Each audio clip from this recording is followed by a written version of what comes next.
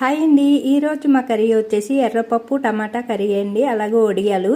ఇలా పప్పు వండుకుని వడియాలు వేసుకుని ఇంకా కొత్త ఆవకాయ నెయ్యి వేసుకుని తింటే ఉంటుందండి. ఆహా అనవలసిందే. మరి ఇది మామూలు కందిపప్పు కాదండి, ఎర్రపప్పు అని మన షాపుల్లో అమ్ముతూ ఉంటారు కదా. నేనైతే ఈ ఎర్రపప్పుని తీసుకొచ్చుకుని ఇలా అయితే కర్రీ చేస్తున్నాను. చూడండి, ఇది ఎక్కువ శాతం అయితే వండను, ఎప్పుడైనా ఒక్కసారి వండుతాను ఈ ఎర్రపప్పుని. మరి తయారు చేసే విధానాన్ని చూసేద్దాం. ముందుగా నేనైతే ఒక కప్పు ఎర్రపప్పుని తీసుకున్నాను.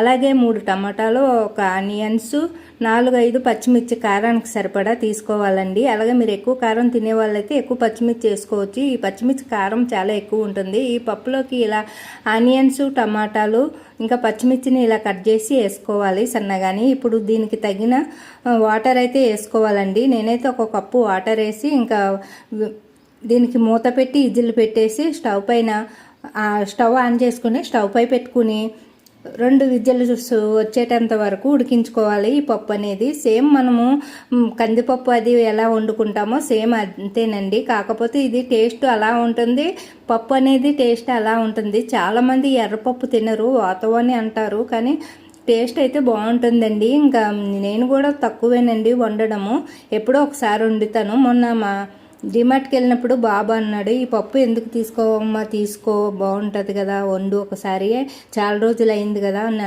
అన్నాడని చెప్పేసి కొంచెం అయితే తీసుకొచ్చి ఇప్పుడైతే ఇలా వండుతున్నా ఫ్రెండ్స్. ఇంకా మీలో ఎంతమందికి ఎర్రపప్పు తెలుసు, అలాగే మీరైతే ఏ విధంగా వండుతారు? నేనైతే ఇలా వండుతాను. ఇంకా టమాటాలు కూడా వేయకుండా ఆనియన్స్ వేసుకుని కూడా, ఎక్కువ ఆనియన్స్ ముక్కలు వేసుకుని కూడా వండుకోవచ్చు.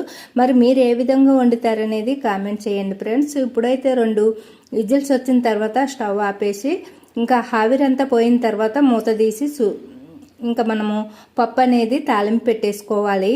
చూడండి, నేనైతే ఇప్పుడు స్టవ్ ఆపేసుకుంటున్నాను. 2 విజిల్స్ వచ్చినాయి కదా.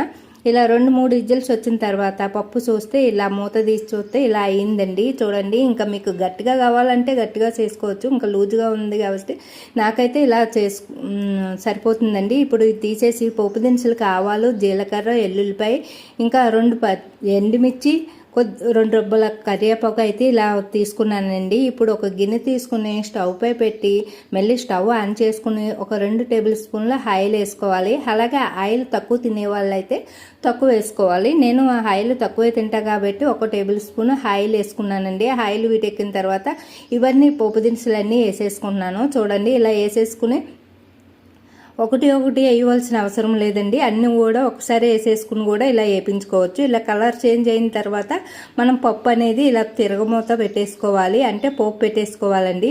ఉడికిన పప్పుని ఇందులోకి వేసేసుకుని ఇప్పుడు మనకి దీనికి సరిపడా సాల్ట్ వేసుకోవాలి. చూడండి, ఇలా నేనైతే ఇలా పలసగా దింపుకుంటున్నాను.